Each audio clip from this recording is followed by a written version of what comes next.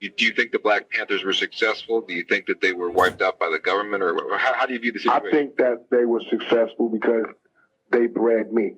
Mm-hmm. You know, I believe myself to be the offspring of the Black Panthers. Mm-hmm. You know, because I see and I learned from what they had. You know, they got did in by the media, their love for cameras, and an extremely sinister government. And they just happen to be born at the same time as a motherfucker named J. Edgar Hoover. So they just was his victims, you know what I'm saying? COINTELPRO, the counterintelligence program set up by J. Edgar Hoover, saw that the Panthers were doing a damn good job because all over the country they got this buzz. Similar to how thug life is. Drug life? Thug life. Thug life. Yeah. So now, the Panthers got everybody talking about the Panthers and we want to be free and we want decent housing and talking good, not just bitch hole, you know, straight good. Mm-hmm. And they start infiltrating. Now, why would they do this to a young black organization? And why would you not think they would do it to me? They infiltrated, meaning they got people to say that they were Panthers, they joined the Panthers, and they would start the ruckus. Like, say, let's go shoot up the botanical gardens or some shit. You know what I'm saying? And do it in the name of the Panthers, but it's a cop. Mm-hmm. You know what I'm saying? And everybody think it's the Panthers because he's dressed like a Panther. Mm-hmm. You know what I'm saying? And he's screaming the Panthers, but he's a cop. Mm-hmm. He's been sent by the FBI. They got papers to document this shit. You know what I'm saying? And straight up, where Fred Hampton is laying in his bed, they hire his bodyguard to give them a floor plan of this man's house. A floor plan of this man's house. This is what they did to Saddam Hussein. A floor plan of this motherfucker's house. The police is doing this.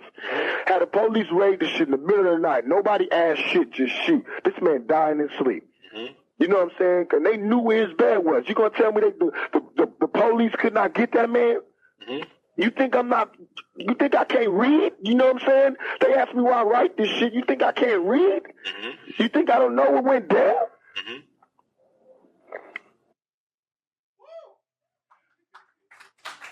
Do you think the Black Panthers were...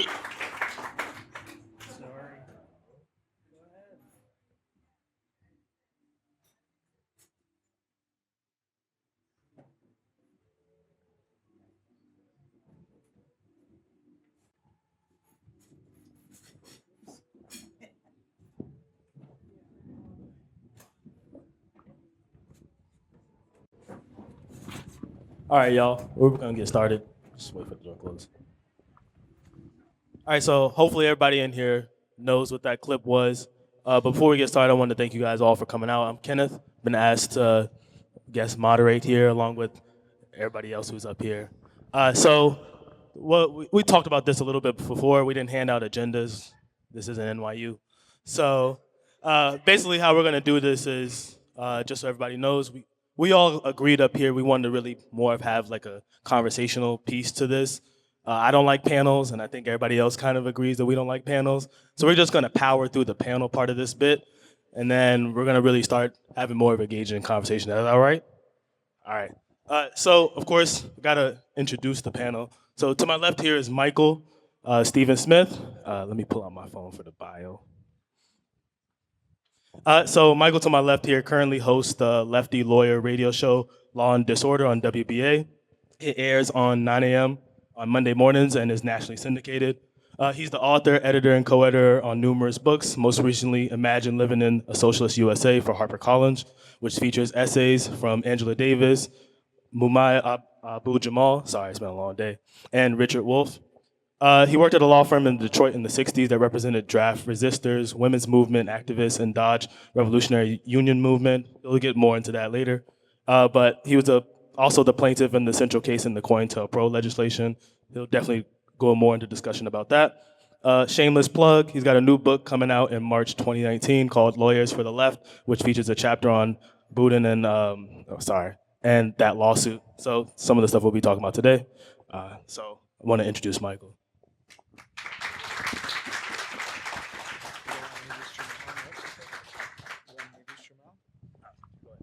So I'm going to introduce Jamal Joseph. He joined the Black Panther Party at age 15 and quickly rose through the ranks, became the youngest section leader of the Bronx and Harlem chapters. He was a part of the New York Panther 21 case. spent a cumulative nearly 10 years in prison related to his political activities. Currently, he's a filmmaker, an author, professor at Columbia University, and he's also my father, my first comrade.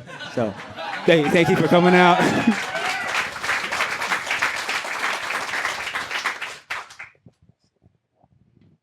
So to really start off,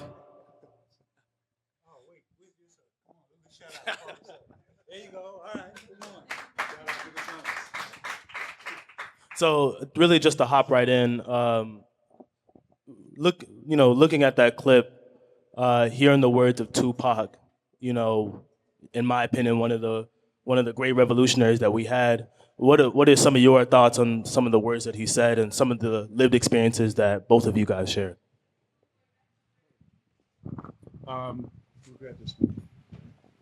Well, hearing Tupac talk about COINTELPRO, it's personally very moving because Afeni Shakur was his mom. He's what we call in the Black Panther Party a Panther Cub. And he was affected deeply by the counterintelligence program because the New York Panther 21 case had all of the elements that Tupac talked about. It had the infiltration, it had the cooperation between New York City Police Department. They had an elite police unit called the Boss Unit, the Bureau of Special Services, cooperation with them, with the Red Squad, and with the FBI. The thing is that as much as we knew as young revolutionaries and comrades in the Black Panther Party, there's a lot we didn't know, and we didn't know what we didn't know.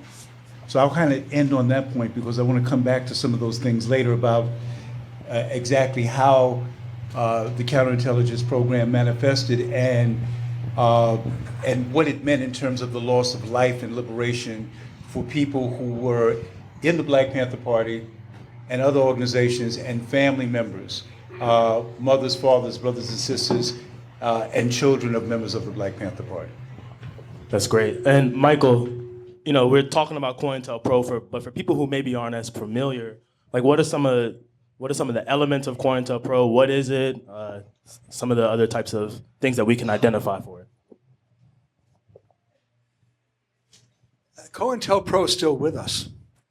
It's been around for 100 years. It got a name that Hoover gave it when he wrote the memo that I'm going to read to you in a second, but it's been around since around the First World War. They destroyed the left then. The FBI went after the Communist Party in the radicalization in the 30s and destroyed it. They went after us in the 60s, and they're going to do it again. And if we get one thing out of this meeting, it's going to be how we can best defend ourselves, because we're now in the midst of a fourth radicalization.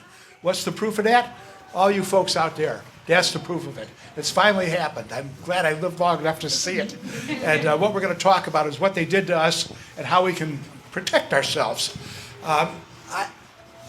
I was part of a lawsuit that Leonard Boudin, who was the great constitutional lawyer in the 40s and the 50s and the 60s, that he brought on behalf of the Socialist Workers' Party.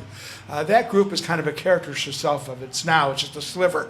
But at one time, it was something. It had 3,000 members. It had a press. It had a headquarters. It had a newspaper publishing. I was a member. We published Malcolm X Speaks. We published stuff on the anti-war movement. We were leaders in support of the Vietnamese Revolution, and the FBI targeted us. And I want to talk very briefly about what we found out as a consequence of the lawsuit that Boudin brought on behalf of the SWP. COINTELPRO was something that Hoover cooked up, and he said in the memo that it was set up to expose, disrupt, misdirect, discredit, or otherwise neutralize the movement. That's what they attempted to do. And the lawsuit that Boudin brought took 15 years. There was 8 years of discovery. 8 years of discovery. They came up with 10,000 documents. The judge said to Boudin, "You won't believe what's in these documents." Well, here's, in a nutshell, what's in them. And I'm going to tell you what what they did and we found out about how they did it. And then I'm going to stop talking. So give me a couple of minutes. The organization that we had about 3,000 people, including the youth group. They had 300 infiltrators inside the organization. They had 1,300 informers. They had 20,000 days of wiretaps, 12,000 days of listening devices, bugs. They had 208 burglaries. That's just on a national level. They visited your landlord, tried to get you evicted. They visited your boss to try to get you fired. Somebody I'm very close to had her apartment burned down, had the gas tube in her car cut, tried to blow up the car, lost her job. They sent poison pen letters out to try to create distrust from one group to another. They tried to create distrust amongst comrades in one group. They created factions. And they tried to get you to do illegal stuff to set you up. Like in those days, you could do 10 years for smoking a joint. So they tried to get you to do stuff like that. What was the extent of the victory in this 15-year-old lawsuit? Well, the judge said that the First Amendment, which guarantees the right to free speech and freedom of association, and the Fourth Amendment, which guarantees the right of privacy, you need privacy if you're going to organize something, those things were violated by the FBI. And he issued an injunction. And I'm going to stop here with just this thought. The injunction said you can't do it anymore. And he fined him $250,000. The government came back and said, we're going to still use these files that we accumulated on you. And the judge said, you can't do that. And the government said, what do you mean?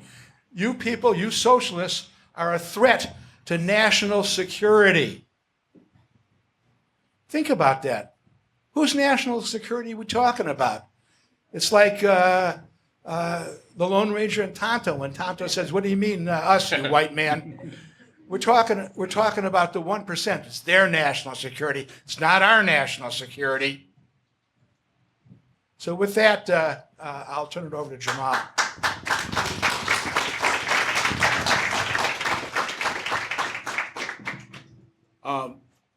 I want to talk about Fred Hampton just for a moment. Tupac mentioned it in the phone interview that he was doing. Just a little slack. Thank you. Tupac mentioned it in the phone interview that he was doing. There was a guy named William O'Neill who was arrested by the FBI for stealing a car and taking it across state lines, which makes it a federal matter. O'Neill's assignment, rather than go to federal prison, was to join the Black Panther Party. And he became a security captain within the Black Panther Party and was close to Fred Hampton. Fred was assassinated December 4th, 1969. Next year will be the 50th anniversary of Fred's murder. He had just turned 21 years old. Fred was a very, very effective organizer. The term Rainbow Coalition was created by Fred Hampton, the Young Lords. He had politicized Cha-Cha Jimenez when they were both in county jail, who was head of the Young Lords that was the largest Latino Puerto Rican street gang in Chicago. There was a group called Rising Up Angry. There was a group of young white revolutionaries called the Patriots Party. There's a clip on YouTube that if you Google Panthers and Hillbillies, where it shows an organizer named Bob Lee, who was an amazing organizer and a student of Fred Hampton, getting hillbillies, today we call them Trump supporters, and talking about housing and the stuff that they were going to do on the west side of Chicago and how they're working together. And there's this famous line with this older white brother saying, I don't know about the rest of y'all, but I'm with these Black Panthers. And they created that terminology. We think of it in terms of Jesse Jackson, but they appropriated that. After Fred's death, that coalition came together because they realized that it was murder. And then that same coalition elected Harold Washington as the first black mayor, and young Jesse Jackson said, oh, this works. So that's how it became part of the mainstream politics. This is the time when Fred Hampton's death warrant was signed. It's not so much that the Black Panther Party stood up against police brutality, the 10-point program, but the thing that J. Edgar Hoover hated the most about the Black Panther Party was this Rainbow Coalition organizing, and the program that he hated the most was the Panthers Free Breakfast Program. He testified about that before Congress. He talked about that. One of the acts of COINTELPRO against the Black Panther Party was a coloring book. I don't know if people have heard about this coloring book, that they said the Panthers were giving the kids at the breakfast program that showed police being assassinated and urging kids to take up arms and all of that. That was a coloring book that was put out, supposedly authored by the Black Panther Party, that was created by the FBI. And this is why Fred was targeted. I have to point out, it was at the same point in both of their lives that Malcolm X and Dr. Martin Luther King were targeted. When Dr. King was in Memphis, he was there, brothers and sisters, organizing black and white sanitation workers. He had taken the conversation just from civil rights to labor. And he gave that speech almost a year before his death at Riverside Church, where he talked about poverty, racism, and war. And I think we can agree that when we talk about the three evils of capitalism and things that come out, we're talking about the same things. When he began to enter that conversation, denounced the war in Vietnam as a war of capitalist exploitation, Dr. King's words, he was dead within a year. Malcolm X left the Nation of Islam and formed the Organization of African American Unity. Remember, he comes back from Mecca, and we all know the story. He said, I no longer believe the white man is the devil, because I have prayed with Muslims in Mecca who were black and who were white and who were Chinese. But it's the speak that Malcolm gave at Oxford University 6 months before his death, where he talks about capitalism and armed struggle. So at a point where you really engage the system and really identify what's really evil about the system, and you talk about those things that you need to be organizing around, is when you sign your death warrant with the United States of America. So Fred was murdered. And we know how cops came in and how many bullets were fired. I've talked to Panthers, my comrades who were in that apartment who got shot. Fred's, the mother of his child was in bed next to her, 9 months pregnant with Fred's son. But it took the People's Law Office, Jeff Haas and those dynamic young lawyers, filing a lawsuit because they couldn't get an indictment against Hanrahan and the police, filing a lawsuit that uncovered, and there was a Senate aide that leaked to them this program called COINTELPRO. And they were able to find FBI drawings of the apartment that was given to them by O'Neill. Remember, O'Neill was working for the FBI, not for the Chicago police. But the FBI supplied the information that the Raiders, as they're called, used to assassinate Fred Hampton, to assassinate Mark Clark, and wound 3 other Panthers that were in that apartment. So the way COINTELPRO looked in terms of the destruction of the Black Panther Party was that the FBI does not like to get their hands dirty. So what the FBI will do is gather information using their technology, using their informants, and then supply and incite local police departments that led various raids and assassination runs against the Black Panther Party.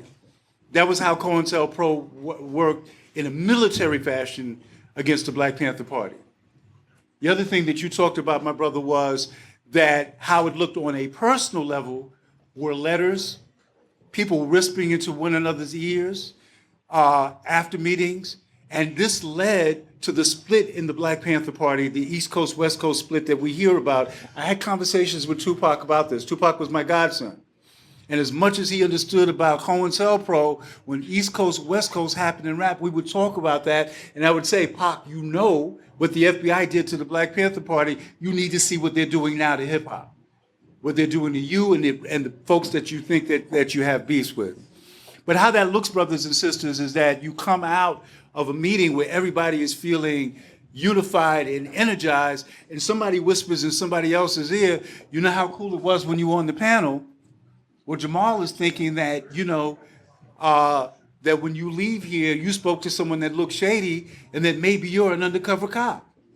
Or maybe that person is an undercover cop. And then they go to my brother and they go like, you should, or then they come to me and they go, Jamal, he's thinking that you're getting too much power in the collective, and that maybe you're planning to do a coup within the organization. And the next meeting, we're looking at one another sideways. That trust and that love that was there. Remember that number of 300 informants in an organization that numbered 3,000? What was that number that you? That's right. So there was O'Neill. In New York, there was a guy named Yewa. There was a brother named Gene Roberts, a pig named Gene Roberts, who had been Malcolm X's bodyguard.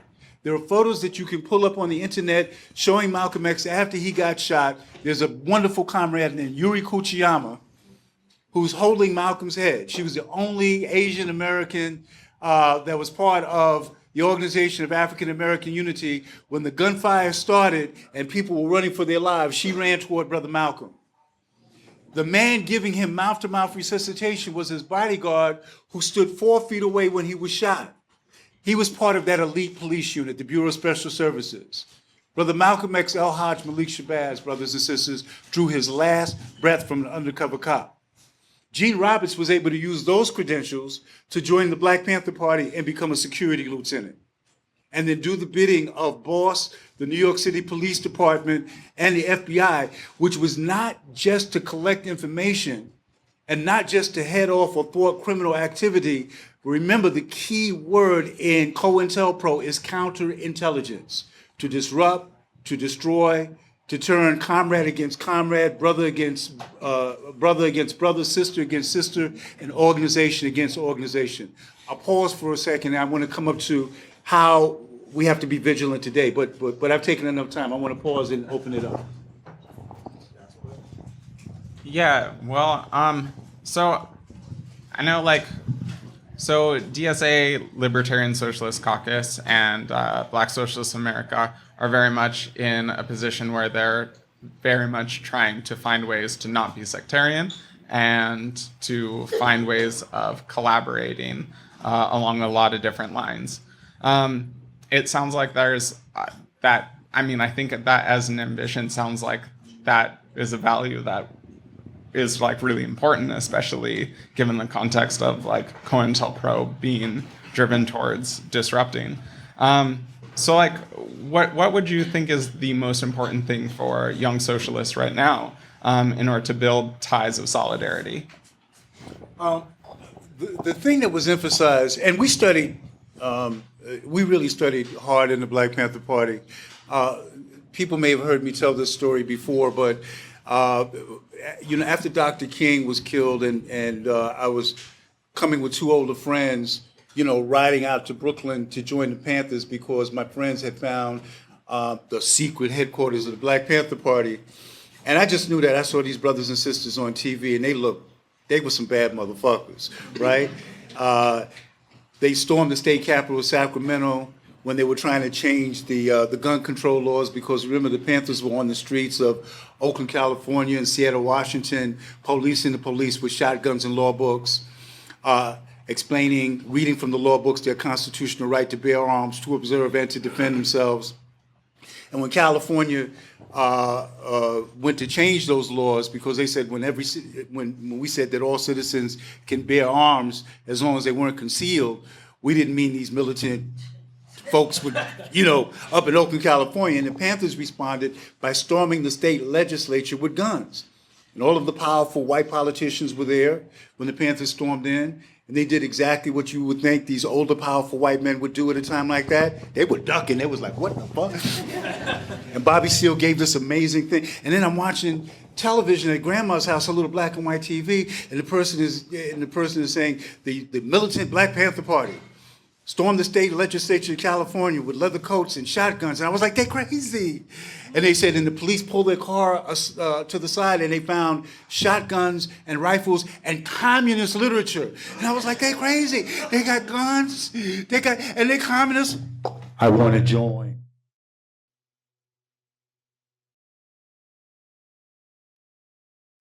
Sound effect.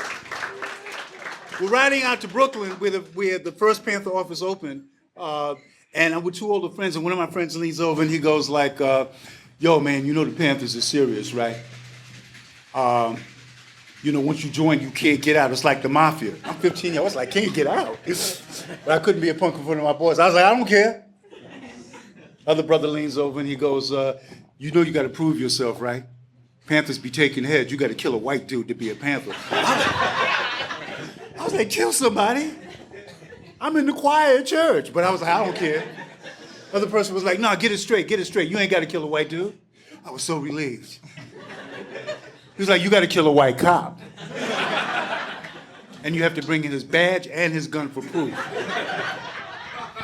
I get to the meeting, it was packed, the way this gathering is packed. I sit in the back, and the person behind the desk is explaining the Panther 10-point program, which is now 52 years old, but could have been written last year. It has stuff talking about we want freedom, the power to determine the destiny of our community, full employment for our people, an end to the robbery by the capitalists of our black community. An education, he gets to point number 5, which is we want an education that teaches us our true history and the true nature of this decadent American society. I am not really hearing what he's saying. I was like, I'm not a punk, I'm gonna show my boys. I jump up and I was like, choose me, brother, me. I kill a white dude right now. The whole meeting gets quiet. He calls me up, come here, young brother. And I'm standing next to the desk and he reaches down in the bottom drawer. My heart is pounding. I was like, he's gonna give me a big ass gun. And he hands me The Weapons of Liberation, brothers and sisters, autobiography of Malcolm X, Solo Nights by Eldridge Cleaver, quotations for Chairman Mao. And I'm thinking this is a test. And I said, excuse me, brother, I thought you were gonna harm me. He said, excuse me, young brother, I just did. And here's what's key. As I'm walking back to my seat, he said, young brother, let me ask you a question, since you came in here so mad at white folks. He said, if all these racist pig police that are in the community, that are shooting people down, locking people up, he said, if they were black and the people being brutalized and put in prison were white. He said, if all of these store owners that are in the community ripping people off with high prices, spoiled vegetables, rotten meat, if they were black and the people being ripped off were white. He said, and all these jive-time fascist pig politicians, he said, they're exploiting and oppressing people. If all of them were black and exploiting and oppressed were white, would that make things correct? And I thought for a second, I said, no, brother, seems like that would still be wrong. And for the first time, he smiled. He said, that's right, young brother. He said, this is a class struggle for human rights, not just a race struggle for civil rights. Study those books so you know what real revolution is about. But the work that you did each day, to really speak to the question, was the work in the community. Chairman Mao said all theory is based on practice. And so you could be a Panther, and we had people who joined the Black Panther Party who were what we call the lumpen proletariat, right? Brothers and sisters who weren't working, welfare moms, people getting out of prison, Vietnam veterans, students, the population that, that Fanon called the wretched of the earth. But the thing that defined you was the work that you did in the community. It was that breakfast program in the morning, because we realized that concepts of freedom, liberation, revolution, that when you're talking to poor people who are struggling, those are abstract concepts. They're not abstract to us here tonight because we've eaten at least once today, maybe several times today. We go home to warm places. We have the ability to get around. But to someone who is hungry, who is starving, freedom is a meal, brothers and sisters. And the Black Panther Party organized that breakfast program saying, we hear that kids are disruptive, black kids are not learning, but maybe it's hard for a 5-year-old, 6-year-old to listen to a teacher talk about 3 apples plus 2 apples equal 5 apples, and his stomach is growling. So you organized around that need. Liberation for somebody that is cold and tired and sick is a warm, dry place to sleep. So you start organizing around housing, you start organizing around those needs, and that work defines who you are. That's the work that to us made a brother and sister good. You could say that they were political, but the best compliment that you get is that brother or that sister is a good worker, that they're out in communities doing stuff. The basis of what we have needs to look like this, but the movement looks like that beyond the streets. That rainbow coalition of disenfranchised people that maybe don't read as well, that maybe is not as articulate, that maybe can't tell you the different lines of factional, of ideology, but that understand that I have a basic love. Ask anybody in the Black Panther Party, what's the number one thing that we were taught? When I tell you that we studied, we studied. We studied. From Lenin, Mao, Che Guevara, Amilcar Cabral, we studied. But ask them what's the number one thing that we were taught to believe. And they will answer it like this, I guarantee it. We were taught to have an undying love for the people. And we were taught that all power to the people means all power to all the people. It does mean black power for black people, but it means white power for white people, brown power for brown people, red power for red people, yellow power for yellow people. And when you organize around that, when you're defined by the work, that's what makes you get up at 5 o'clock in the morning when your apartment is cold. And our apartments were cold. We didn't have special condos because we were Panthers. You know, oh, y'all are revolutionaries, you get heat.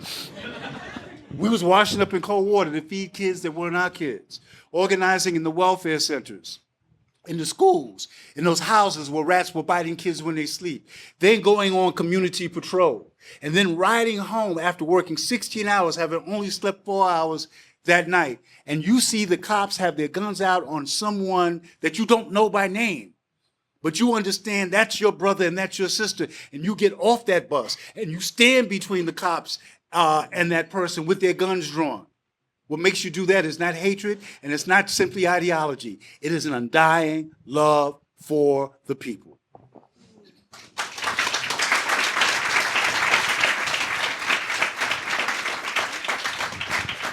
Damn, that's dope. So maybe the piggy off of your question there is a lot of times, especially on the left, you know, we get a lot of, we talked about this before, you know, a lot of armchair revolutionaries, people who get bogged down in the philosophical debates about how we should act. What are some of the tangible ways we could bring about, you know, building aspects of the Rainbow Coalition again, putting in the work and building past a lot of these sectarian struggles and motivating people to go out there and actually get up at 5 a.m. and do those types of things? What were some of the things that you guys did? Well, we you know, what Fred Hampton did and was adopted by the whole Black Panther Party, but I have to say, like, the Illinois chapter of the Black Panther Party, New York chapter of the Black Panther Party was strong. Obviously, Oakland, California, Los Angeles. But what Fred Hampton did in the Illinois chapter was that they went out into the community and they said, what do you need? Right? And, you know, I remember having a conversation with Manning Marable before he passed away. And I said, what would you tell young organizers? And he said, I would tell them to shut up, sit down, and listen. Talk to folks about what they need. And you begin to organize programs around that. And so in Chicago, what was real big for them was the breakfast programs, but that health clinic, that idea of a community health clinic that Doc Satchel, who got the nickname, he wasn't a doctor, but he was so into health, that got shot up and lost 10 feet of his intestines in that raid, that opened that health clinic. That you know, and it's become a model for a lot of community medicine that we see, that you had doctors and nurses who would, on their days off, come and treat folks. That they would, as we called it in those days, liberate medical supplies so that folk could get treated. That you had people donating food to those programs. We weren't out taking money, we were getting foods, and that you were in the community so that people, when they saw you walk through the community, know that you cared. And then you could talk to them around the issues, and then you could talk to them about what they had in common. So people would come to meetings like this, and then you had people from the Black Panther Party or the Black community going back to their communities, talking about women's rights, talking about the anti-war movement, talking about gay liberation as we called it in those days, now it's LGBTQ, talking about those things, but you had folks from the white community going back to their communities, talking about police brutality, talking about housing. So all of those, you understood that you were talking to comrades who were actively kind of organized around those things. In every community that we are, there are kids who are hungry. There are old folks who are eating dog food in the middle of the month, waiting for those food stamps to rise. There are people who are still not getting health care. There are people who are not getting education, and I just don't mean ideological seminars, but kids who need help with math and with science, that need that mentoring. There are things that we have to organize. There are formerly incarcerated folk that need mentoring, that need help. So these are the on-the-ground kind of grassroots issues that if we put the time into that work, that exhausts you, that also binds you.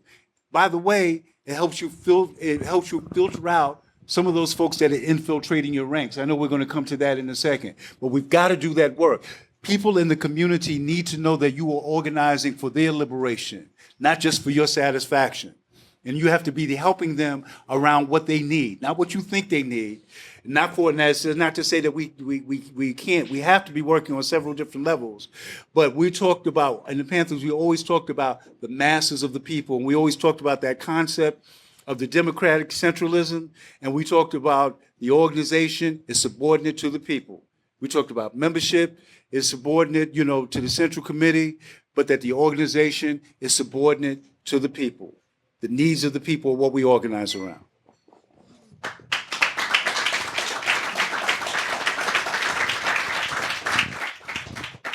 So there's obviously a lot of interest around the security aspects of what socialists need today, and I think maybe you can both speak to that a little bit. I mean, I know for me, there's been a lot of speculation around a lot of the murders of different Black liberation protesters in Ferguson, and I just actually found out yesterday of another one that has been killed, and so there's a lot of concern around okay, so there's a really important need for recognizing our safety, and what are some different ways in which we can ensure activist safety? Well, I think you start with the thought that the Black Panther Party was the Black Panther Party for self-defense. We are not for violence. We're for self-defense. It's the other side that we have to put the onus of violence on, because that's where it originates. Socialists are for a peaceful socialist revolution. Marx, Lenin, they all said that. But that's not the way it unfolds, because when the ruling class sees that they're threatened, they come after us. And at that point, we defend ourselves. And I think we have to have that formulation clear. We have to teach that to people, so if anybody's talking about violence, we know where they're coming from. I want to build on that point. That kind of organization I was talking about before, and again, it's well documented, the attacks on Panther offices and individual Panthers across the country. There are Panthers who are still in prison 30, 40 years later. Mumia Abu-Jamal, who we talked about. But I also want to talk about the number of things that didn't happen because folks from the community were there. The number of times that the cops showed up ready to raid and folks from the community got out there. Or the number of times that you might have been out selling the Panther newspaper or organizing, and folks from the community came and interrupted what was going on because they understood that you cared, and they would say things like, "I don't understand everything they say all the time. But I know they're feeding my babies. I don't understand all what they're calling. I'm not sure that I agree with this whole armed revolution thing, but I know when I got sick that I was able to go to that health clinic when the hospital wouldn't take me, or when that emergency room kept me waiting for hours when my little girl was having that asthma attack." So that's one of the ways of doing it.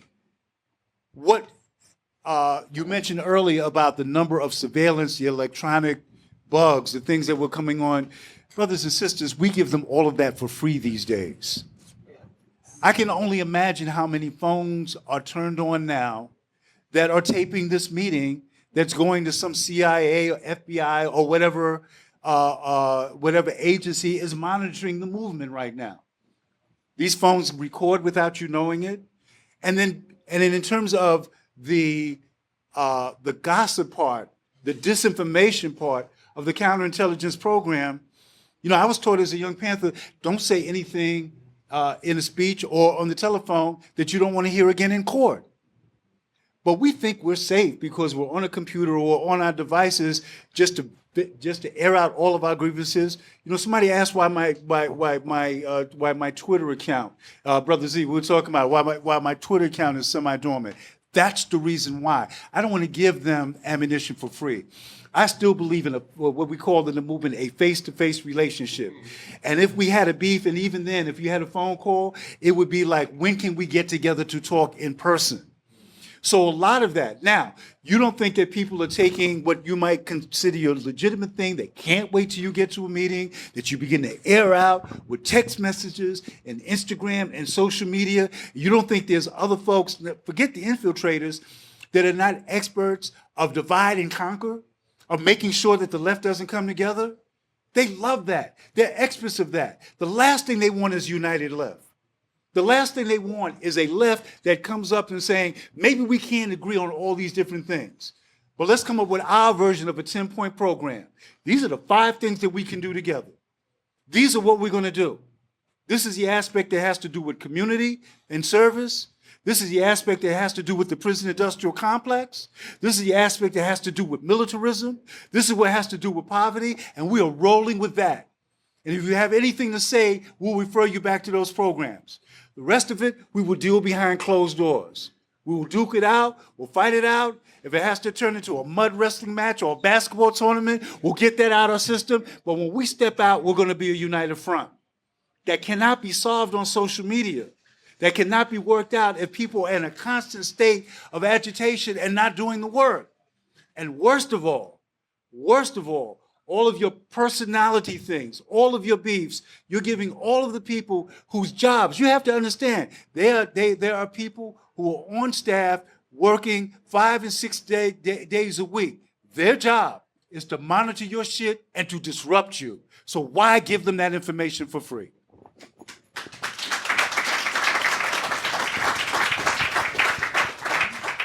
Go ahead. Yeah. So that was super important. And what do you think that we have the sort of entire history of the left, and then we sort of are living in a really unique time where we have like a sort of fascist demagogic president who's reinforcing messages on television every single day. So what of the unique conditions of like this sort of heightened like consciousness on the right and sort of this rise in white nationalism, what are the ways that we can like sort of extrapolate out from these like community organizing programs and sort of deal with the sort of brown shirts that exist and organize around that while still being super aware of the state's intervention and sort of cooperation with that? Well, you know, Trump is a blessing in the sense that I haven't seen this level of activism in years, right?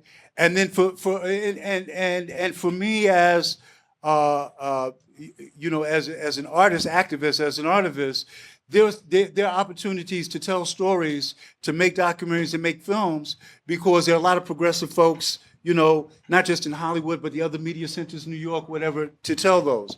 So I think that becomes a good rallying cry for us, right? But it's the people. And what Trump was able to do, and you mentioned that model of the brown shirts, Jad, Felipe Luciano and I were having spent some time together last year. Felipe Luciano was the chairman of the Young Lords Party in New York. And he drew a chilling parallel between what Hitler did as this unknown goofy dude that people didn't take seriously, of him and Goebbels saying, if you tell a lie often enough, it becomes the truth. And he went to, remember, even though Germany was suffering from economic hard times because of the loss of World War I, Germany had an amazing artistic class. It had an amazing intellectual class. It was one of the best places in Europe to go to university. So it had that, but it had all these Germans that were suffering. And he says, I'm going to speak to those folks. And all of the money that was flowing out of Germany, right? Not to, as Trump would say, to China, you know, but it was going to France and Poland, all the places they invaded first, and was able to play to those sentiments. The counter-organization to that we see is grassroots organization. I'm going to say that that's going to be the mantra.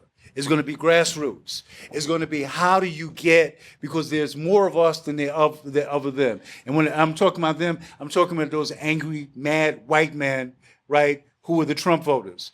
There are more folks of color.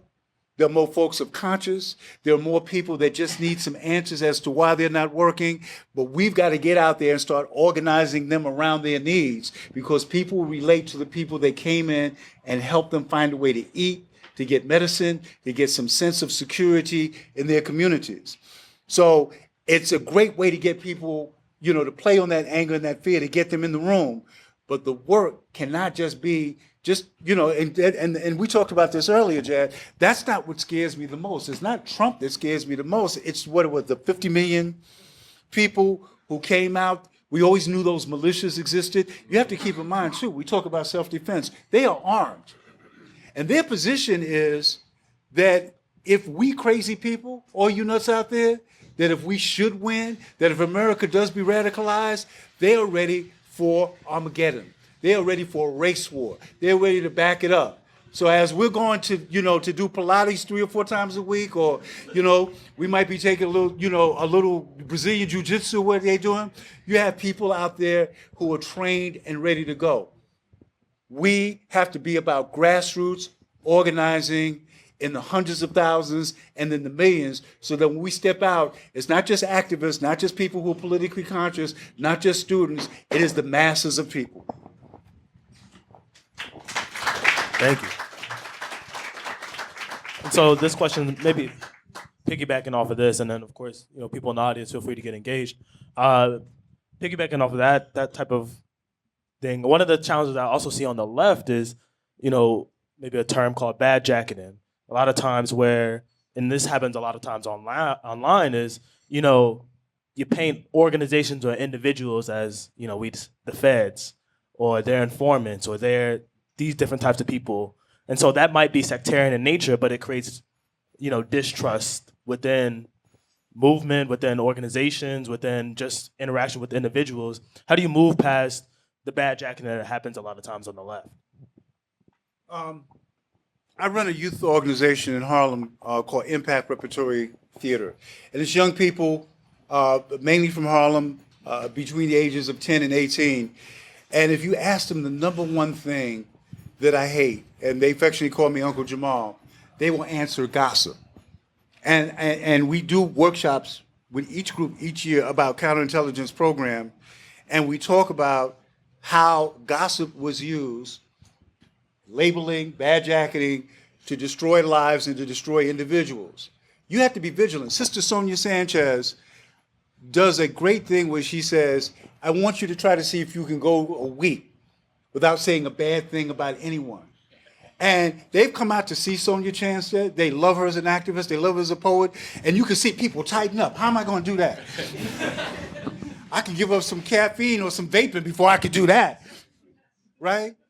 And this may sound a little corny, but when you really start rooting yourself in that, then when somebody tries to come to you about someone else, or someone says, Ken was in the meeting saying bad words, and they go like, not that brother.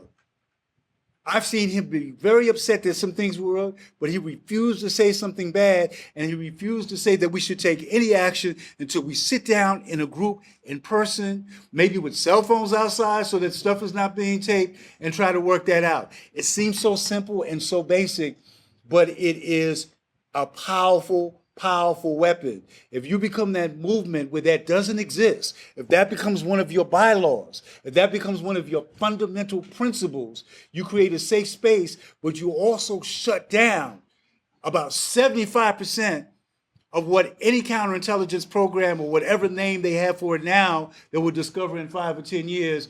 You take away the teeth of 75% of how it operates.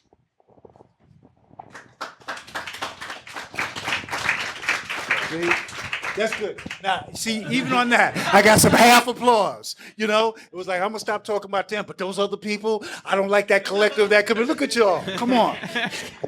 Go ahead, John. I was going to say, do we want to open it up to the audience? Yeah, before that, I wanted to, before I get to your question, one of the things that I think before we open up to the audience, because obviously the audience is going to have a lot of questions, one of the things I wanted to ask, really, when we have this intimate time up here, is some of the things we were talking about, is moving forward, what is the future that you see for all of us in terms of movement, in terms of struggle, in terms of our own individual treatment of progressing socialism forward? I don't want to sound apocalyptic, but we don't have much time. This is human beings have been on this planet for 200,000 years in an organized way. And if we don't do something quick about climate change, and about the threat of nuclear war. We got about 20 years or so to stop that. And I think that we have to educate people and organize people around that central notion. Otherwise, we're in a lot of trouble. Right on. Yeah. I'm very encouraged. I had to say this to a friend who's an amazing attorney, African American, grew up in Harlem and doing a lot of death penalty work. And he and his wife were talking about what the young people are not doing and how hopeless it is. And I have to say, I've got to tell you, I have a whole different perspective because I'm fortunate I get to speak a lot of different places, and I get to speak not only to organizations, but to colleges, universities, but high schools and middle schools. The level of consciousness now, what kids are aware of, the questions that I was at a school in Harlem with 7th graders, the questions they had for me about the Black Panther Party and about Afeni and Tupac, I had to fight back tears to know that 50 years later that these kids were aware, asking me like specifics about specific folk and about the 10-point program and that. So I'm very, very encouraged by what we have and the energy. If we do that grassroots organizing, if we are able to create a movement that really sees love as armor in terms of what we can do, I think that the future is bright, and I know we will win. Remember, the movement is cyclical. There's a great documentary that was on PBS a few years ago called The Abolitionists. Did anybody see The Abolitionists? A really tremendous documentary, because what people fail to realize is that the end of slavery didn't come because Lincoln said, I want to free the slaves. It was expedient, right? Do you understand? It was expedient. But it came from a movement that had come into existence, the abolitionist movement, 30 years before. And that movement was made up of enslaved folks, formerly enslaved folks, rich folks, poor folks, white folks, black folks, Harriet Beecher Stowe, who wrote Uncle Tom's Cabin. I know we go now, you and Uncle Tom in the book, but it was a vivid book. It was the best-selling book at that day, and showed people the horrors of slavery. She lost a son in the Civil War. She took a lot of her money and put it into the movement. So you look at a Frederick Douglass, you look at all of those folks, you look at John Brown, all of them were part of a movement. Frederick Douglass went down with John Brown and spent 3 days arguing with his brother in the woods, was this the right move to make? And left in tears. That's the kind of talk that we're talking about. Folks in the movement knew one another, and they were struggling together, and they were organizing around people's needs. So when you talk about the true power of the people, and when you talk about that kind of grassroots movement, please take that with you. That spirit of armed love and that spirit of grassroots work, we are going to win, brothers and sisters. We will win.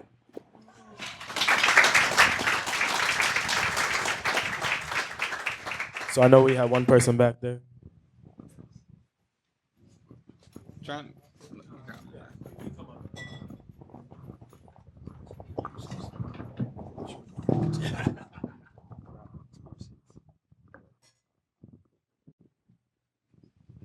I want to first of all thank the speakers for being very informative.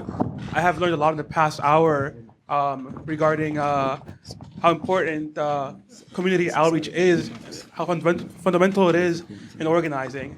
I'm a member of DSA. I joined in 2014, right before it blew up. So when I joined DSA, Democratic Socialists of America, it was like an irrelevant small organization, mostly made out of people who are really immersed in theory, not doing much about it. Something that's really good that has happened in the past couple of years since Trump was elected was much more activities on the streets, much more outreach than we had before. However, something that I am concerned about as a rank and file member is that there is a lack of theory and political education in the organization.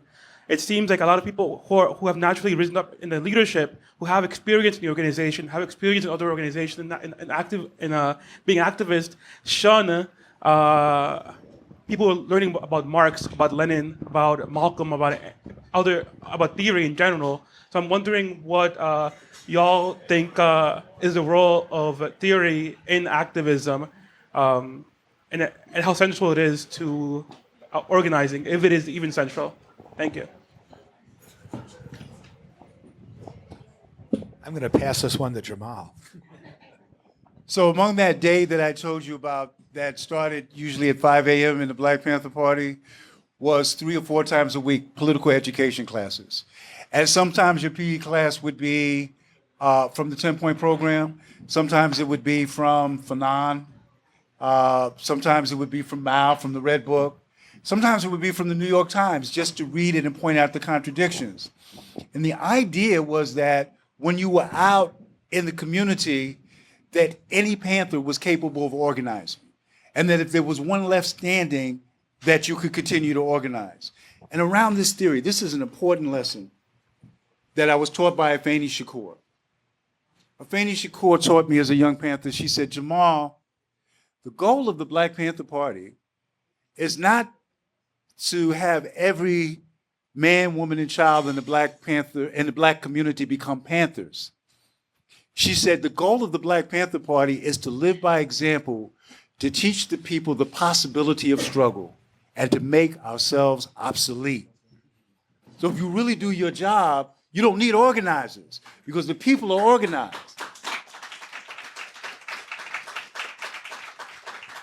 To that end, knowing what you're saying, so that it's almost if you start talking and somebody was like, you DSA, right? I was talking to somebody just last week, and it's not just kind of random things. You know, everybody should bring their own vibe and their own personality, however you speak, however you, as we used to say, to break it down. And it would be amazing to see not only Panther leaderships, but young Panthers be in a college classroom and debate a professor who might be a PhD in economics to a standstill around economy, around capitalist economy and Marxist, but also then be on the street with a brother and sister and break it down so that brother and sister on the corner could understand what was happening, right? And not that they were being chameleons and switching up, they just understood organization and what we were fighting for so well that they could make everybody understand. So yes, political education and having a curriculum and having, like, what do we want a member to be? What do we want them to be about? What do we want them to be able to do? What's the message we want them to bring? Whether they're talking to somebody else who is educated and smart, or whether they're talking to someone who's semi-homeless on the street. It's real important to have that foundation, that grounding.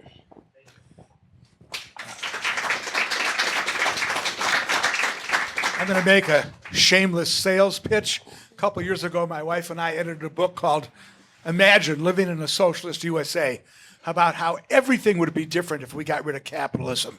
And I brought a couple of copies of the book over there if anybody's interested. They're $5. If you want them autographed, they're $4. There you go. That's the way to start. See that? That's what I'm going to do when I get my next batch of Panther Baby. That's how I like that. Are people familiar with Panther Baby? Jamal's book? Get it. Good book. This one. Thanks.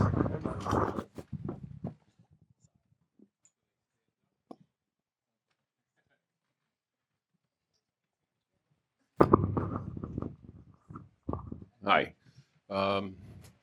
You're a very impressive speaker. I come from a father who was a socialist and revolutionary in the 60s, and some of the things I've learned, Lenin, Trotsky, et cetera, et cetera. I just joined DSA recently. I have a lot of problems with it, you know. No, I love it, but I have a lot of problems with it, and things you're saying, you know, are bring tears to my eyes, tears of memory of, you know, whatever. COINTELPRO not only destroyed the Panthers. So I want to start by saying, to me, in my history of just living from that background, the Black Panther Party was one of the most revolutionary organizations. Came out of the 60s. There were others that were smaller, and some are unknown, like probably the ones that my father came out of from the SLP and the smaller propaganda groups. But, you know, the level of harassment from the right and the capitalists and, you know, the right, whatever, was horrible. We've all, you know, suffered. And I worry about it all the time. But anyway, things that, key things that I worry about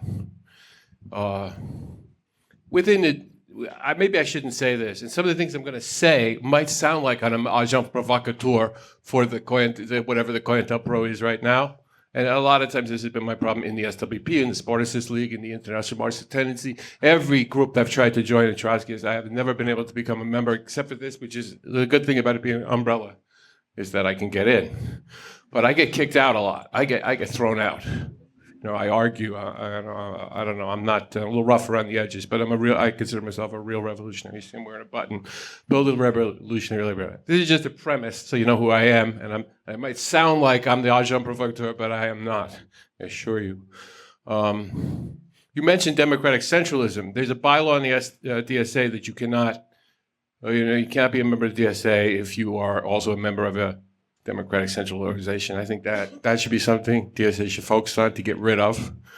And we probably should struggle for DSA to become a political party if we can, or at least you should get rid of that. Because I think, I don't know if Panthers had them. I think from what you said, they did have democratic centralization as organizing place, well, a united front. Also, arms, and the whole question of violence. I think Malcolm X's one of his speeches that always stuck with me was like, when you start talking to me about violence, what are you talking about? They're always going to paint us. The enemy's always going to paint us as violent. Self-defense is the key. Violence is part of it. Yes, we would love to have a peaceful revolution, but good luck.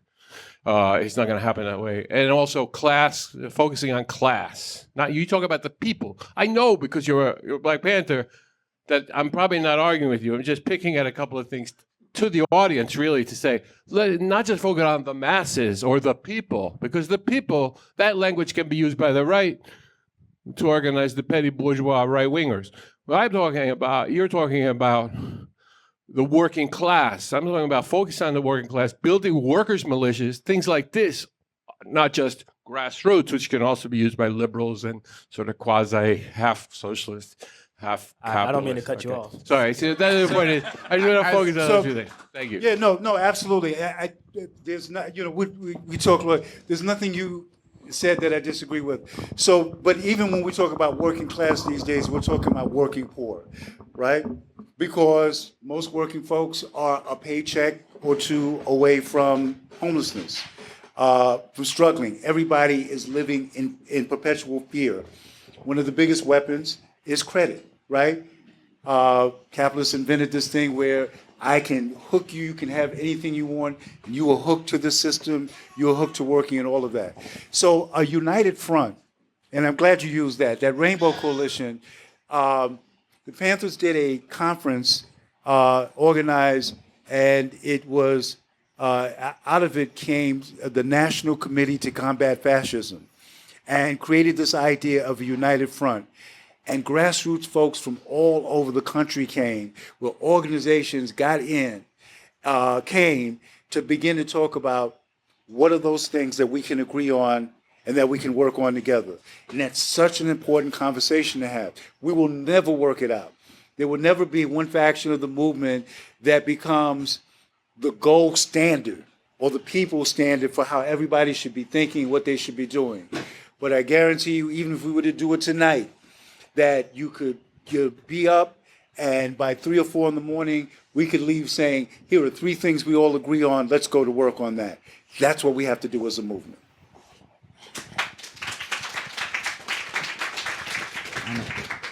If anybody would like to ask a question, we have 2 microphones. Oh, Hi. So I was reading today and yesterday about new studies that show that our life expectancy in the U.S. has gone down because of opiates and because of suicide. Because of suicide, yeah, I read the same. And I know it's because of despair from the working class. I've lived here for a long time, but I'm from Kansas, so I know a lot of people who still are on the factory floor, who work on Boeing, and they see all of the contracts go, to Airbus and that kind of thing. And also because of the Republican experiments, they're totally bankrupt. I mean, the despair is real. And so what do you say to those people? How do you help? I have friends who are doing stuff like running for councilman and that kind of thing, but the despair is real. children go to school like 4 days a week. They have long vacations. If there's parent-teacher conferences, they're just out because the state is bankrupt. And so I'm not sure what to say to those friends. It's not like they're going to go to college now suddenly at 40 or something. And so I guess the despair of the working class is something that I worry a lot about. I know that's why people are committing suicide. Absolutely. So I'm not sure what to. Is that a question? I mean, so I guess it's what I'm thinking about a lot, like how to help. I know Kansas is not the only state. Kentucky's one, Illinois is one. So. Yeah, this is where it takes. Go ahead, please. Well, the short answer for it is socialism. The long answer is how do we get there? The Democratic Party is not going to do anything to help us.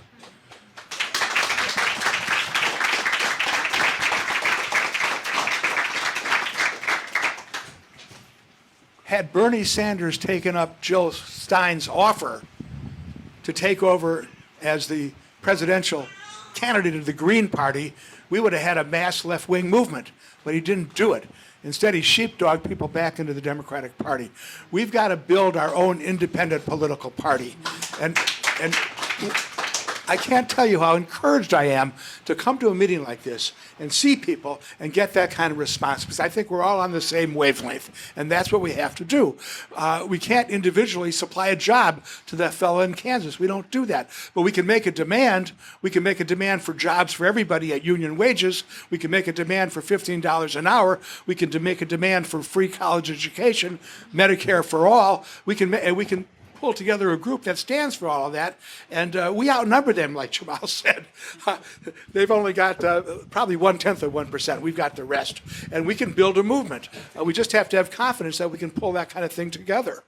I agree with what you said, but what this sister is saying is, how do I talk to my friend who is in such pain and such despair that they don't feel like they can make it for another week? What do I say to them? The programs that we had in the Black Panther Party, we call survival programs. And we actually said survival pending revolution.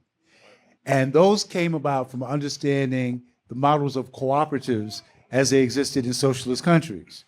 So that folks will understand saying, I'm having a hard time feeding my family, right? But if 10 of our families got together and we put all of what we had so that there was a communal table every night, all right, so that twice a day folks could get a meal, the kids could get a meal going to school, and their kids could come back, we can have something. On those days when the parent-teacher conferences are running so long, if me as a laid-off teacher and as somebody else who has a college education but maybe not a teaching degree, if we came together and did something at this community center or at this church or any place that give us space 1 day a week, we can create a curriculum and do that. In the Panther Party, we call those liberation schools. By the way, a lot of those things we take for granted now. For example, that breakfast program, my comrade Erica Huggins always pointed out the fact that the Black Panther Party, at the height of the breakfast program, an organization that was basically broke. We didn't get grants, we didn't have anything, but we understood how to go out and ask for space, how to go out and ask for food, how to get Panthers and volunteers to feed it. We were feeding 50,000 kids nationally.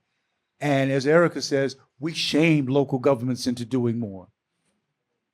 The same thing with the people's health clinics. We shamed them into doing more. So we need to get back to understanding, and we need those kind of organizers who can go in and, yes, talk about those issues, but we know this organizer that says, like, here's how we're going to eat, right? Back in the day, we used to have fish fries in Harlem. They were called rent parties. Somebody was about to get evicted, right? You know I'm dating myself, but people will come together saying, we're all going to have a fish fry, right? Everybody's going to come get $1 to a plate, and we're going to make sure that Sister Sadie don't get evicted. We're going to do something about that. We're going to feed those kids. That idea of power to the people and that idea of what the people are able to do now, and maybe comes out of this an idea of Where do we get that institute, that kind of training institute for folks who have those organizational skills, folks who know how to start those programs to train a cadre of people that can go into those areas and show people how to use the tools in their community and what they have to have some survival pending revolution and some hope pending liberation. Awesome. Just piggyback on that for a second. I just want to piggyback on that for a second. It isn't just extended to the people who are on the ground. What about for organizers? Because I'm pretty sure a lot of us have been at a point where you look at the situation, you look at the work that needs to be done, and you say to yourself, man, it's hard. It's tough. There's been times when a lot of us have probably felt despair, looking in the mirror saying, you know, I've tried talking to these people. They might not understand where I'm coming from. Or when times when this room may not be as full. What are some tools or things that we can do as organizers to help better ourselves and not fall into the pit of despair? So, so one of the things that Jad and I want to work on, and this is not as a direct answer to the question, but we have a project that we want to do called Grassroots. And it is about organizing. And it is about people who have done it around programs and around simple issues. The Black Panther Party's first victory, a lot of people go like, yeah, the Panthers were rolling Huey Newton and Bobby Seale and Bobby Hutton with guns and all that. The Black Panther Party's first victory in Oakland, California, was getting a stoplight put on the corner where black kids were getting hit by a car. That was their first organizational victory, right? So, in the meantime, right, what folks should do is we should start doing case studies of other people who have successfully organized around different issues, right? And that can be part of the PE class, right? This is a case study. These people may not be really political, they may not be socialists, but they figured out how to do something in that particular community. How to get a traffic light, how to help homeless folks, that was some. How to deal with lead poisoning, how to get the city to pay to lead poisoning in this particular block, how to get people to pay to the incredible asthma rates that were here. How did they do that? There's so much that's out there that we can learn for how people did that, right? Those case studies, and then seeing how we can begin to implement those in the communities that we're organizing in.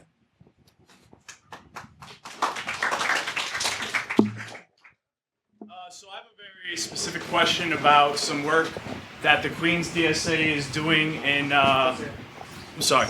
So I have a very specific question about some work the Queens DSA is doing in NYCHA, Queensbridge houses, Astoria houses, Ravenswood. Right now they're trying to privatize NYCHA. The city is trying to offload their responsibility. They want to give leases to private companies. They're literally trying to destroy public housing. So I feel like there's not a lot of time to save public housing. You know, what would the Panthers do at a moment where they're trying to eliminate public housing from New York City? You know, what would they do? So, again, those numbers.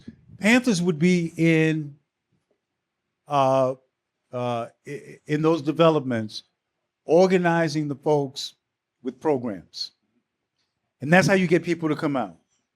And then getting those masses of folks, the residents themselves, to put pressure, to be in the streets, and to be putting pressures by sheer numbers. Because people understand those votes now. If you look at the percentage of folks that vote versus folks that don't vote, politicians are not paying very much attention. Because they're going like, this is not only an underserved and underrepresented community, but these folks don't vote. But when they understand that people are out, the grassroots folks, the majority of folks are out articulating those issues, that's what makes a difference.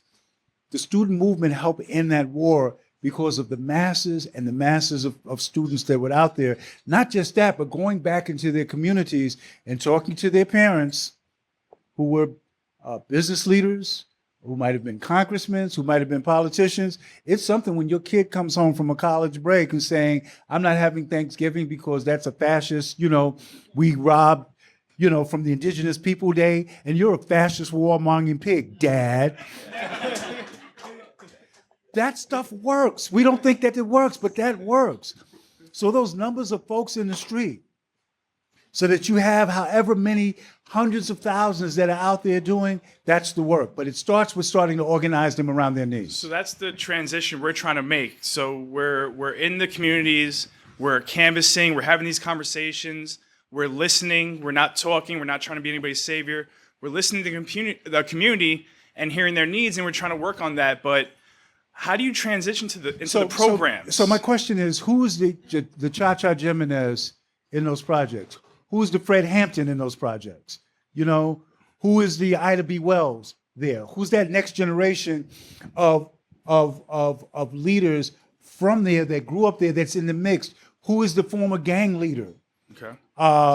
That may not be super political, but just knows that I love my community. Okay. I love folk. Who is that person? That's who needs to be empowered. Okay. That's who needs to be funded. And if it's grassroots funding, so be it. If it's, I'll bring my youth group out to perform.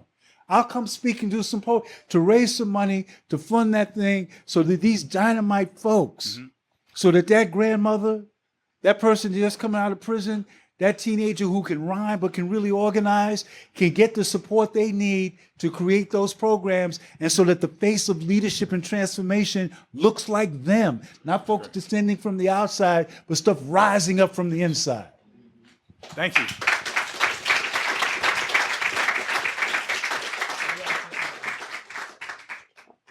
Don't go away, sis. Thanks. I'd like to know more about the history of COINTELPRO, and I'd also like to know, given what you said about the Socialist Workers' Party, finding out through their lawsuit that fully 1 in 10 people in the party were agent provocateurs or were, infiltrators.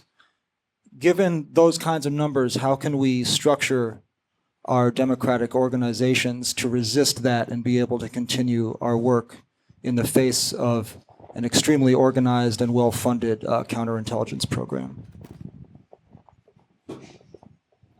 I think that you have to be very clear about what you stand for. And if you're clear about what you stand for, then it's hard to get an agent like that to make you deviate. The great example I like to think of is Lenin's party, the Bolshevik party that made the Russian Revolution. The Tsar had a parliament called the Duma, and one of the members of the Bolshevik party sat in the Duma. That person was an agent in the Cheka, in the secret police of the Tsar. But because the Bolsheviks were very clear on what they stood for, this guy had to follow the party line. And they kept him in track. And I think that's what you need to do. You have to be open, you have to be transparent, and try to keep things in line by doing that. Yeah, well said. I just totally agree. I totally agree.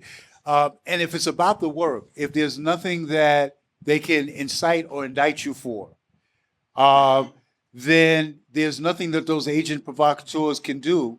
They will fail at that mission, or they might be converted to just come forward and says, I came here thinking that I wanted to destroy this organization. I'm here to support it, and here's who I am. When you do that work with that kind of focus and that kind of clarity, that's your best defense. And there are cases of people that did just what Jamal said. Yeah. Then that presents another problem. What do you do with them? But that's what you do. I mean, the thing you can't do is to mimic the enemy. People have said, "Oh, we should have a screening process, and we should do this." Again, when you start to talk to folk about their history, if they just showed up, people do have a past. People do have families. And so you could talk to people about, in the same way that you were interviewing someone for a job, what would they like to work with?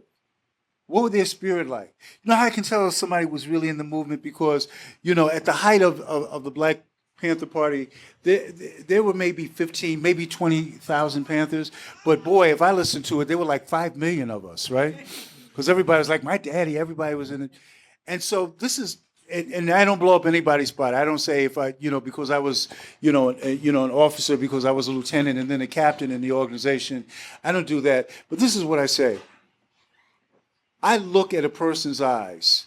If they say they were in the movement, in the Black Panther Party of the Young Lords, I watch their eyes when a baby is crying in the room, or when an old person comes. And I can look at their eyes and see how they relate to that child. If I see love there, if I see concern there, I would say they were around us. If they weren't part of us, they were around us and something rubbed off. So I can't say enough that if we begin to animate the center of what we're doing for love for the people, love for liberation, that begins to set a very, very high standard for your work and for your behavior.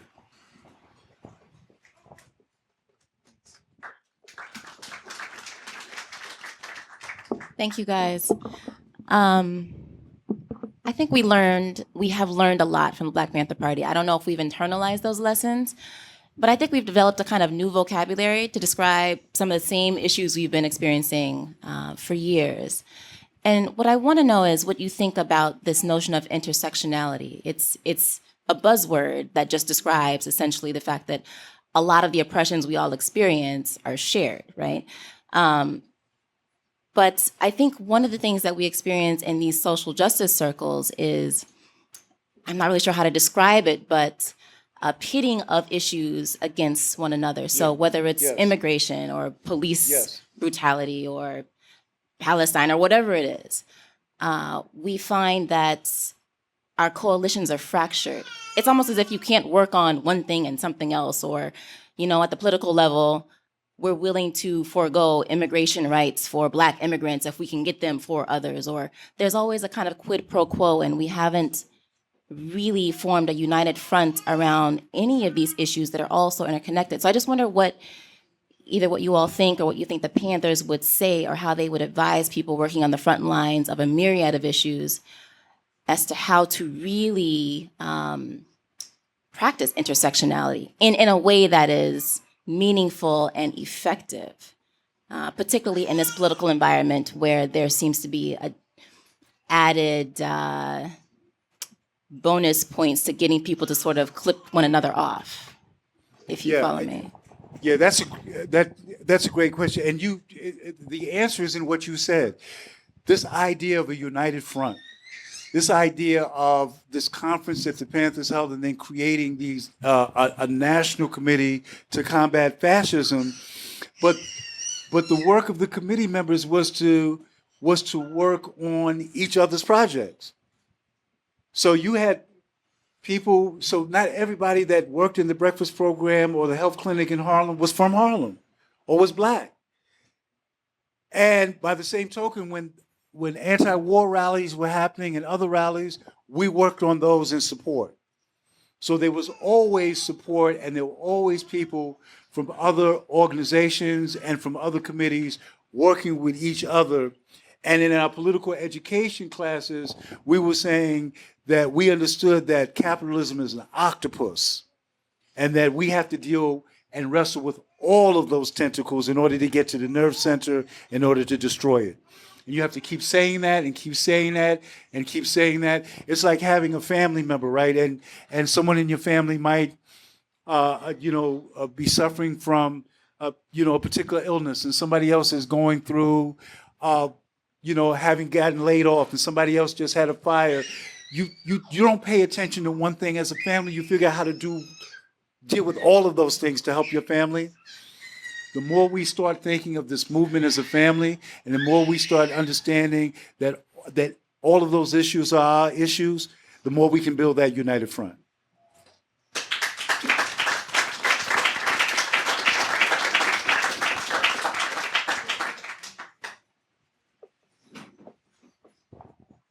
All right, just a quick thing. We're going to end soon, so we'll take some more questions and then we'll wrap up. Thank you. So what that guy was talking about earlier about the DSA from Queens and how you told him to prop up the people who live there. So I'm really a bad speaker. Sorry. I wanted to know. So, a lot of the leaders in the Black Lives Matter movement have been assassinated, and I was wondering, how do you reconcile propping up people in the community with them being safe? Does that make sense? How do you protect people even though they're being propped up? Because I travel in a lot of anarchist circles, and we have a policy: don't photograph. because if it gets online and hey, there's that person, now we get to target them, and the alt-right and Nazis, they love to dox people. So we have to make sure to keep their identities a secret. So that's a really powerful thing. So if you have an identity, you can use that identity to hurt the movement. So how do you reconcile propping up the people who are in that movement with keeping them safe? Thank you. It's hard. It is a risk that everyone takes when you become an activist.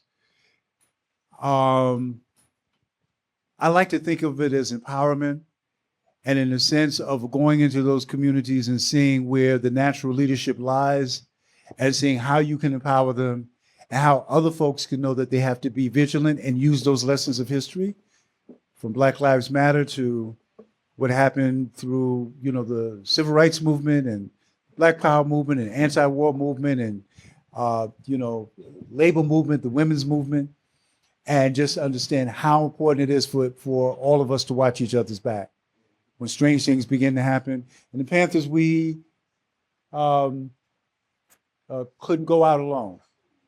When you went out into the community, you had to move in 2s and 3s. And you had to check in every so often to let folks know that you were all right. And so you have to build those systems so that people know how to watch each other's back and how to be safe and how to always have someone around. But we can't abandon the idea that it's going to take some organization and it's going to take leadership coming from within those communities. This is very, very important work. Not just us coming from the outside, but leadership coming from those communities, and that leadership developing programs that people in those communities are feeling the direct effect, those survival programs, is a key to building a mass movement. Someone told me a great example of civil rights movement. And when Dr. King and other folks would march from a particular community, there were folks from the community that would join the march. But here's the most powerful thing. There were folks in the community along the way that had water. They were coming out on their porches giving water and giving food to people while they were marching. They understood that they had a role to play in the movement. I may not be able to leave my kids. I may not be able to go on this march, but I'm damn sure going to make sure that those marchers are fed. And then when they get too tired, they can sleep in my house or sleep in my backyard that night. And real movements understand that you engage people at the level of their ability and their awareness. And we used to say that means that we will let the bakers bake, and we will let the carpenters build, and we will let the teachers teach, and we'll let the healers heal, but there's a place in the movement for everyone.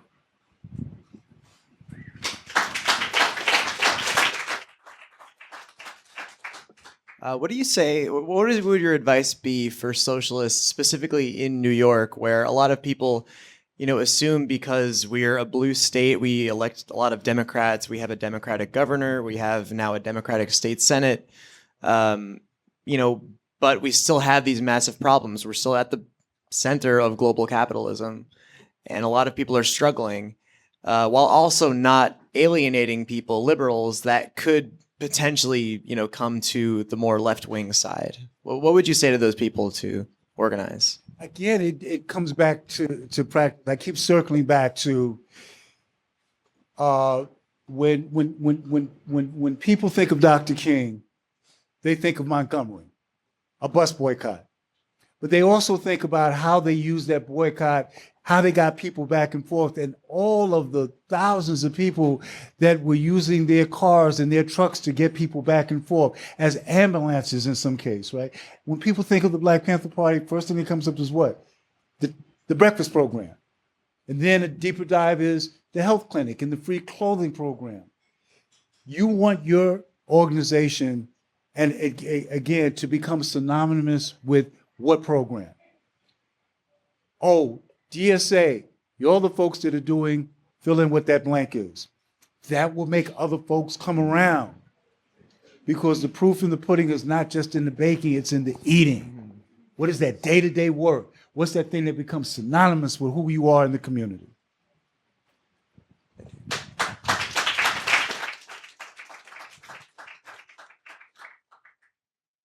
We're gonna take one more. I just have a question about, we talked about love and unity, and what I stumble over is that, and the question about intersectionality, is that I am a white woman and I have this disease of racism in me. And so if I want to be in community with people, I feel that I need to look inside myself and not just kind of be I don't know, one of those good liberals, you know, it's like, so I don't know how to, you know, is it a thing that I go back to other white people and push that? But I mean, especially Jamal, I hear you talk a lot about love and unity and staying together, but there's so much muck inside of us. It's a disease. And so if I want to jump into the love and the kumbaya, so to speak, and walk away from looking at myself and looking at what's in me, how do you, I know there's intersectionality, but how do we touch on racism and talk about racism, especially from a white person's perspective? Yeah, you know, we have to do the work, right? The work of transformation, right? And so this is the part of the work that you say, even as I'm working on myself, I'm doing some other things, right? It would be like whatever a particular thing that we want to come over, some bad habit that we're doing. We don't shut down everything else while we're working on that particular thing. We're saying, like, I'm getting fitter, I'm going to lose the weight as I'm doing certain other things. I'm going to overcome this, or I'm going to learn a new language as I'm doing these other things. So the work and being involved with other folks, the best way for us to do it is to, in a way, even as we're struggling with that, we got to get over ourselves. You know what I mean? It's not all about us, and it's not all about us being totally correct before we serve. So in my organization, Impact, we teach the young people that they're leaders of today, not leaders of tomorrow, that they're activists now. And one of the things that I like to say when I speak is that there is no start date to activism and no expiration date for dreams. We have to do the work each and every day. And the more that we can get outside of ourselves and be engaged with other folk, the better it is for our own transformation, our own healing. If we try to figure it all out, if you try to figure anything out at a time, Jad and I are working on a screenplay now. He's helping me with the pilot that I'm doing, a television pilot about Panther Baby. I'm trying to adapt it. And a lot of times we will stop saying, let's just figure this scene out. You know what I mean? What's the inside and the guts of this particular scene, and do that as a building block to the whole thing, right? If you stop, you try to figure it all out in acting, if I have any actors in the room, you know, that whole thing, let's be in the moment. Let's be fully engaged. Let's be fully engaged in the moment and understanding that I'm working on me by working with others, and that becomes an exchange that helps the community, that helps the movement, and helps myself. I think That was a good answer.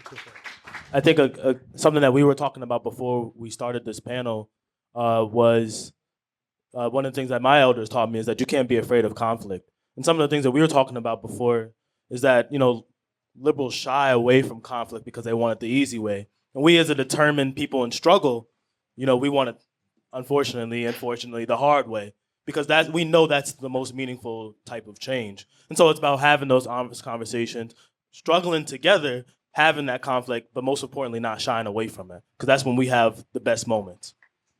So with that, I want to thank our panelists.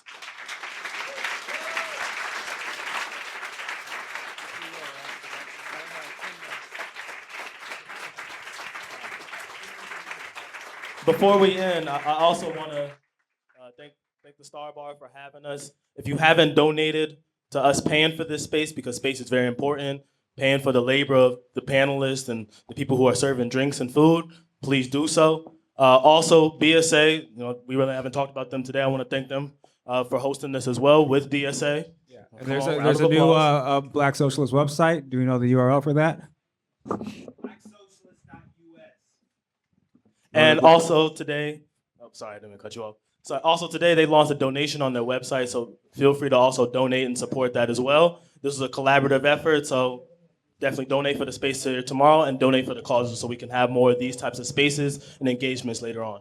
And thank you for Black Socialists and the other co-producers of tonight, Libertarian Socialist Caucus, LSC. You can sign up for LSC in the back.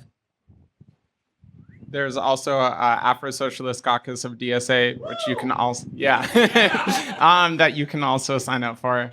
So we encourage you to do so. I just wanted to say it's wonderful to see all of you. Thank you for coming to this. Please tune into my radio show. It's called Law and Disorder. You can hear it on WBAI Monday morning at 9 o'clock after Amy, 99.5. And this week's a very good show. So tune in.